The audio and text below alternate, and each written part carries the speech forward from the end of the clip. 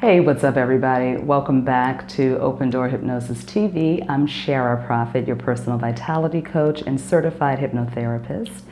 It's so great to be back. I was away for a few weeks on vacation in DC visiting my family. I had an amazing time. Today, I want to talk about ancestral healing, because it ties into my whole DC trip. But before we get into that, I want to remind you guys, if you have not already, go ahead and subscribe to this channel, and also click the link below in the subscription box to sign up for my email list, because when you do that, you will be qualified for your first coaching session with me. It's 30 minutes over the phone or via Skype. It includes a hypnosis, and you get that for $45. That is an incredible deal. And it also comes with a free 20-minute phone consultation. So go ahead, take full advantage of it, and subscribe and sign up for the email list. So let's talk about ancestral healing. I have been hearing a lot about ancestral healing lately. There's 3 YouTubers that I follow to get my information about ancestral healing, and that is Aphrodite Stone, the Starseed Healer, S. Ali Myers, and Crystal Williams. Her channel is called Oshun Aset Ma'at, and they have some incredible information about ancestral healing, setting up ancestor altars, and all of that great stuff. So if you're interested in learning more about that, please check out their videos. Now let's talk a little bit about what ancestral healing is. I'm very interested in it because you guys know that I am a hypnotherapist, and I use energy as a healing tool. I help people reconnect with their higher selves, and sometimes they'll connect with people who have passed over to the other side. I also like to use past life regression as a way to heal certain traumas, or to heal certain issues that are taking place in the present day life that the doctors have absolutely no diagnosis for, and things like that. But ancestral healing is a very new thing for me personally. So I want to talk about that because I've been using it now for about a month, and I have gotten some incredible results from it. So ancestral healing helps you, who is alive today on this side of the veil, go back and heal your ancestors from past traumas or debts or energetic things that could be affecting you in your life today. Now, there's been some studies that show that for people who are dealing with depression or anxiety, stress, or either, some other diseases or ailments like that, that they have been able to trace all the way back down the genetic line to the 7th grandmother for those particular ailments. So that lets you know that things can be passed down to us through the bloodline, things that can be encoded in the DNA. And it's not just physical ailments or medical conditions, but it's also energetic things. So if you are struggling with your finances and you just cannot seem to get your head above water, you may want to take a look at your ancestors and see if there's any connection to that. If you continue to experience the same kind of bad relationships, you keep choosing the same kind of man or the same kind of woman, that's another thing that could be linked to your ancestral bloodline. So when we go in and heal our ancestors, we are freeing them from those past traumas. We are clearing out the debt, we are clearing out the disease, clearing out the ailments, and clearing a pathway for them to live a happier, healthier, freer existence on the other side of the veil. And it allows us access to them so that they can assist us on this side of the veil. So there's a few things that we can do to access this particular assistance from our ancestors. The first thing we want to do is heal the ancestors. You can do it through meditation, you can do it through hypnosis. Aphrodite Stone, the starseed healer, all of their YouTube links are in the description box below. She has an amazing healing the ancestors meditation that I did. I had to do it like 3 times because I was going in so deep that I would fall asleep and then I would not remember the journey. So I go in very deeply. I'm what you call a somnambulist, and a somnambulist person is someone who goes into trance very easily, very deeply, and they sometimes don't remember what happens when they go on certain journeys. So I did that meditation and it was amazing. I had some very, very immediate results from that. The next thing you want to do is set up an ancestor altar, and you can check out S. Ali Meyer's channel. He has extensive information on how to set up your ancestor altar, what to put on your altar, and how to go about honoring your ancestors on a daily basis. And then you want to set some ground rules. A lot of people are afraid to communicate with the deceased because they think that they're going to come back and haunt them and make noise and things like that, and they can. It can happen. So what I did was I set some ground rules. I requested from my ancestors that they only communicate with me telepathically through my thoughts and kinesthetically through through feelings and bodies, and just a sensation of just knowing where to go, what to do next, okay? So you can request that from your ancestors. When you start this journey with them, you can say, hey guys, I don't want you to come into the house, don't move things around, don't make noises, don't show yourself to me. This is the way that I would like to communicate with you. And they will heed your request. And then you want to start asking for assistance for whatever it is that you need on this side of the veil. For me personally, I asked my ancestors to guide me to more information about my family lineage. And that's exactly what happened on this trip to DC.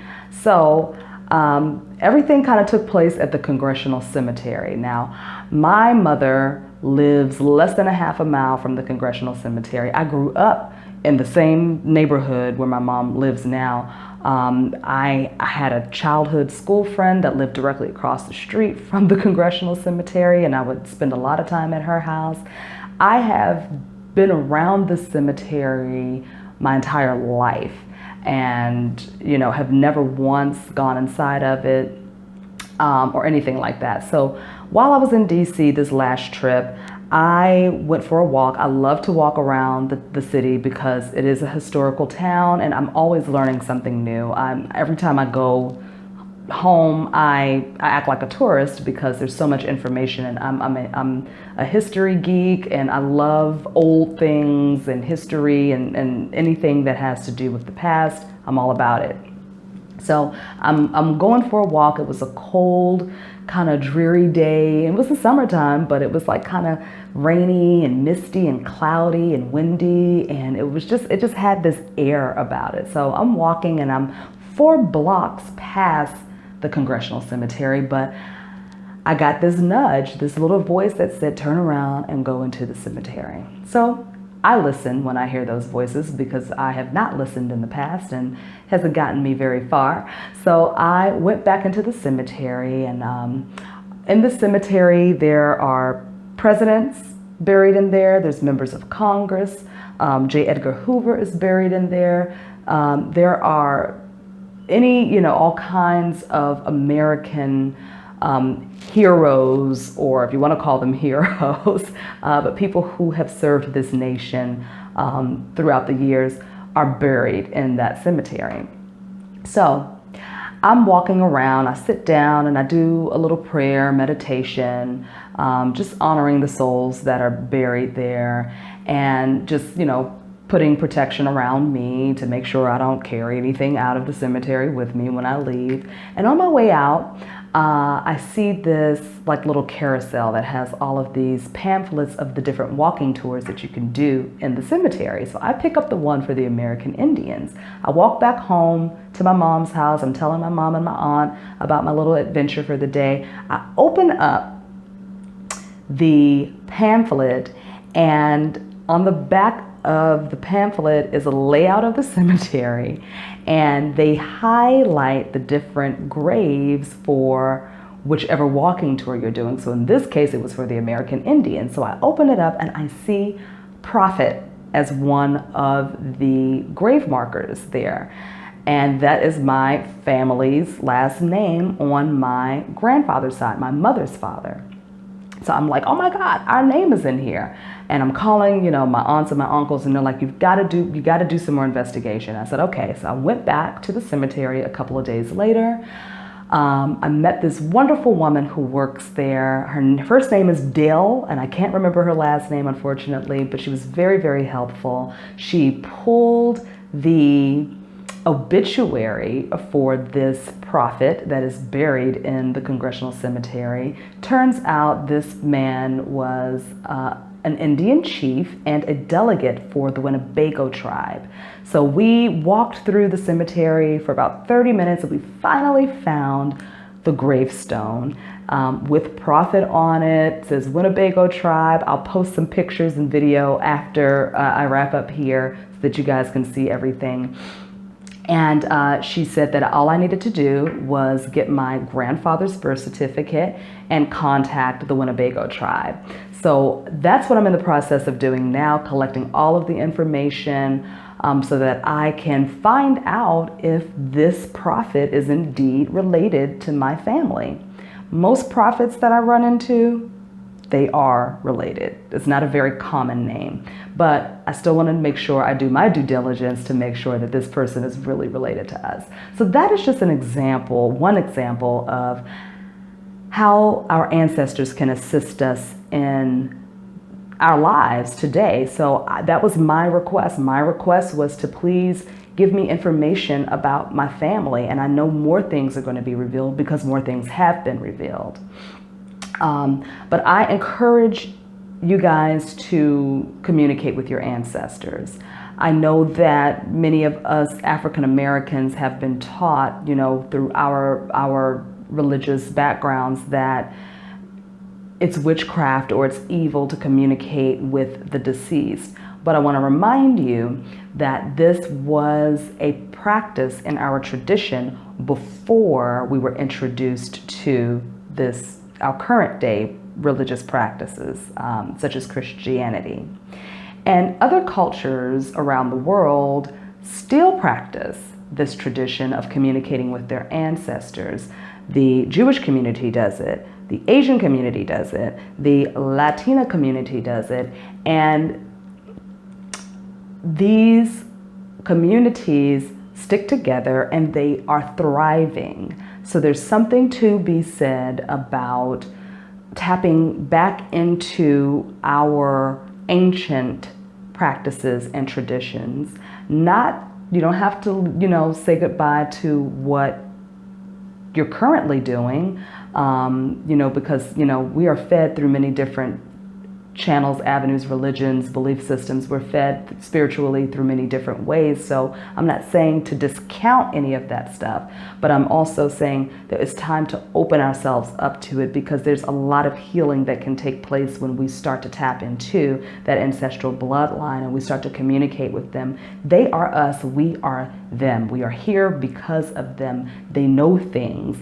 They know things that happened on this side of the veil, and they know a lot of stuff that is happening on the other side of the veil, so we can use that to our advantage and to get their assistance on this side of the veil to help us push through certain challenges and obstacles in our lives, and to just give us the information that we need to increase the value of our current day lives. So I hope that this video has been informative for you, and I hope that I've given you some information that you can use. I am definitely going to continue delving into this ancestral healing thing, because I think that eventually I'm going to start to offer this as another service to my clients, because it is so very powerful, and I love it just as much as I love past life regression. Past life regression is kind of the same thing, only you're going into a different life that you lived. Ancestral healing is dealing with this lifetime now, but working with your bloodline. So if you guys have any questions, please feel free to leave them in the comment section below. Remember to subscribe, give this video a thumbs up if you enjoyed it. Check out those 3 YouTube links that I've put in the description box below to get more information about ancestral healing. And remember, until the next video, that you and only you are the key to a new you. Peace and blessings, and I will see you in the very next video. Mwah.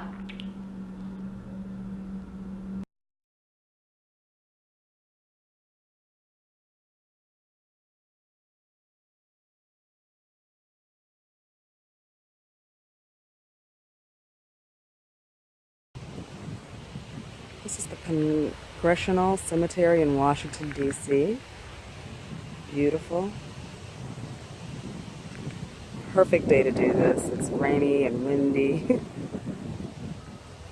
All of my years living less than a mile away from this place, I've never been inside of it until today. Beautiful. Gorgeous. And it's historical. J. Edgar Hoover is buried in this cemetery. Very interesting.